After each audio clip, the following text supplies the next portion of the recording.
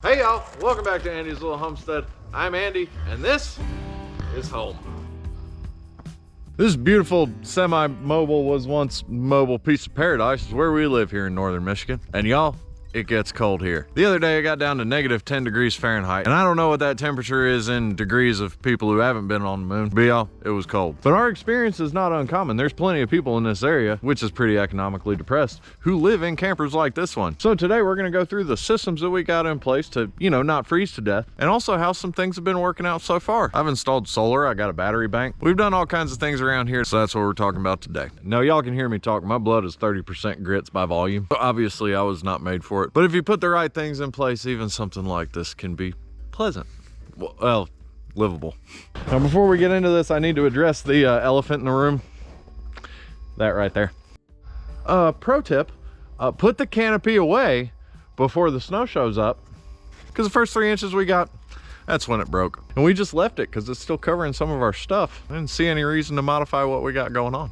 That said, snow and the weight of it means that this little guy right here is going to be your best friend. This is a roof rake. It's got little wheels on it that don't really do much of anything, and it's lightweight aluminum. It's like a 24-foot pole. Use it to pull the snow off the top of the camper so it doesn't collapse on us in our sleep and kill us. Obviously I wasn't quick enough on the draw to keep it off of the canopy and keep that intact, but it's fine. It's really not that important. But y'all, so far we have had a total of just under 8 feet of snow for the season. We got plenty more coming. While some snow on the roof can actually provide a little insulation, you let it hang out there too long, it'll melt down, it'll get heavy, and you'll have much more on there than you think you got. So whenever it snows, just keep it cleared off. One of the biggest mistakes that I made when I first moved up here was not really fully wrapping my head around the importance of closing up underneath. But what I did when it started to get cold was I took the cheapest roofing metal that I had laying around, cut it into little panels and screwed it up. It may not seem like a lot, but just keeping that air underneath from like moving through and replacing it with colder air makes a huge difference. Get gone.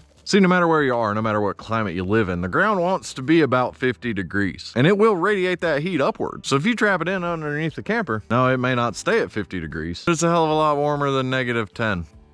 I spray foamed all the corners. Had every intention of putting nice little corner trims on there to make it pretty. Didn't get that far. That's okay. This works out just fine. Now, initially when we set all this up, we were running water through a garden hose to the city water connection.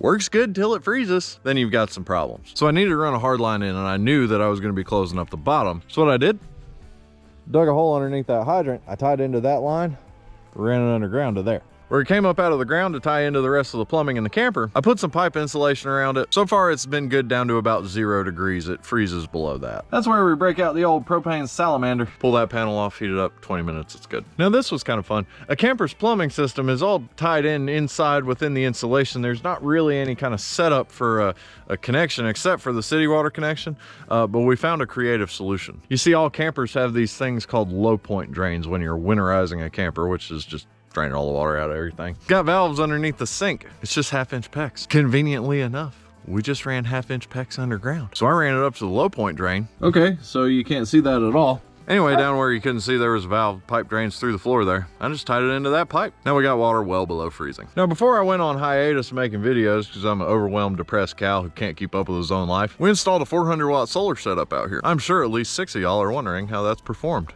And I'll answer you. It's terrible. Has barely worked at all. Do you see any sun?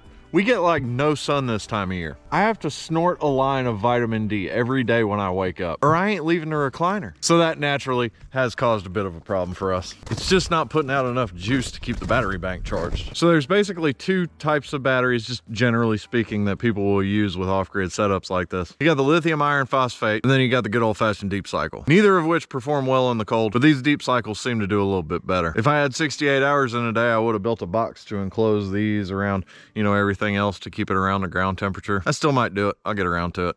Maybe I won't. I don't know. So within our system, the 12 volt and the 120 volt from the generator have to kind of work together. They each do different things. So I'll give you a quick breakdown on that. The lights, as well as the furnace and the refrigerator in the camper, all use 12 volt. You may actually be able to hear the furnace going behind me.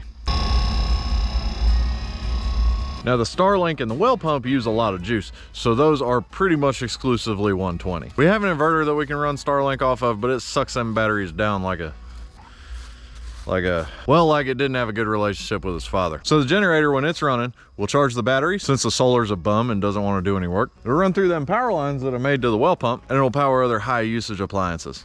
Now, I cannot recommend this enough. If you're gonna get a generator and you're gonna live somewhere cold, get one with remote start, because I can stand inside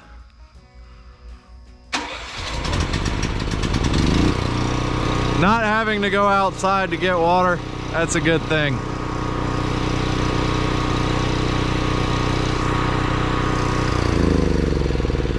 Speaking of not going outside, we burn a pretty good amount of propane. The furnace that's in the camper is a 30,000 BTU. Okay, so I gotta explain this one real quick. Back when I was taking a break from making videos, our furnace went out. That's a very serious problem, needs addressing right away. Now that particular one is a Suburban. It's like a 42,000 BTU, biggest one they got, but the thing is, most Suburban RV furnaces use interchangeable parts between all of them. So my buddy Brian, he used to work on campers as like part of his job. He had access to one that the burner wasn't working, but all the blower assembly was working. The one we had in there, the blower had gone out. So I took the blower, the sail switch, the control board from one, and put it together with the heat exchanger and the housing of the good one. And anyway, I Frankensteined the two of them together and it works. All right, that's the end of my side note. Propane. So if you're gonna live in a metal box in a very cold place, you're gonna burn a lot of propane. So for us, we use these 100-pound tanks because I'm able to just take them, swap them out. But more important than that is one little component that makes a difference between your life sucking and your life sucking less. This is a changeover valve.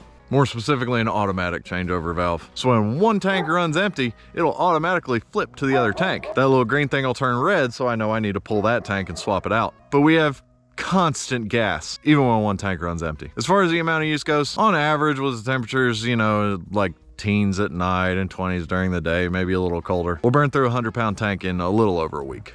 But again, even if you're going with smaller tanks, you definitely want the changeover valve, because anybody who's ever lived in a camper in a cold place knows the propane only ever runs out in the middle of the night when it's cold as hell.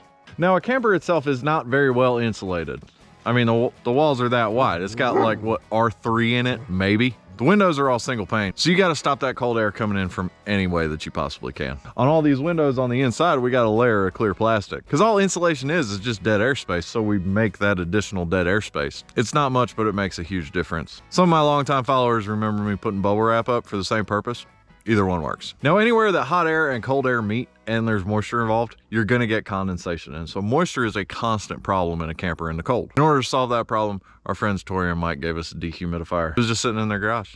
Thanks, guys. So we just leave that plugged in. Whenever the generator's running, the dehu's running, and it's able to take a lot of moisture out. Not all of it, but enough to make it a little more comfortable. But the process of keeping cold air out of a camper is kind of just trial and error. You'll find spots where it comes in. We hung a blanket up on the inside of the door. Just those little things to make life more pleasant. It may not seem like much, but it makes a huge difference. And the last thing that I'd like to mention about all this is kind of the linchpin, the one thing that got... Shut up!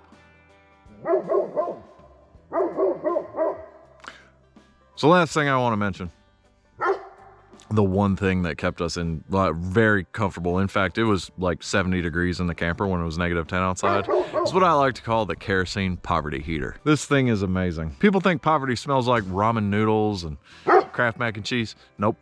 It smells like this thing burning. And it's real simple. You fill it up with a gallon of kerosene, you hit the little glow plug, you hit the little glow plug button to make it light up, and it bakes you out of whatever space you're in. It's just that simple. They are allowed for use indoors, but also I have 2 carbon monoxide detectors in there because, you know, dying in your sleep is not the way to go out. In fact, it's so warm that if it's not like 10 degrees or lower out, it's too warm.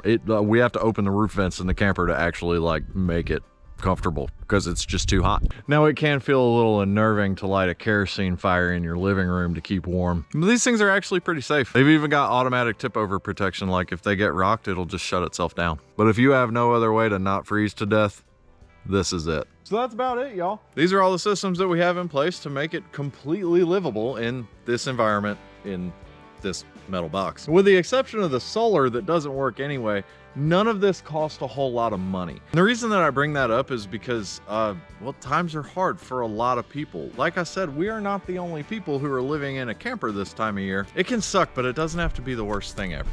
Putting a few little things in place can make your life a whole lot easier. And if a guy like me can survive it, so can you. The last thing that I want to mention is that the one thing that can carry you through. is just a good attitude. Sometimes pipes freeze. Sometimes the furnace goes down. Have something in place as a backup when you need it, but it doesn't have to be the end of the world. As always, I hope y'all enjoyed and I hope you learned something. I love you and God bless. Alternately, if you want to stay warm in the winter, you just do what my wife does and put on all the clothes and get under the covers. Read books till spring. Don't go outside.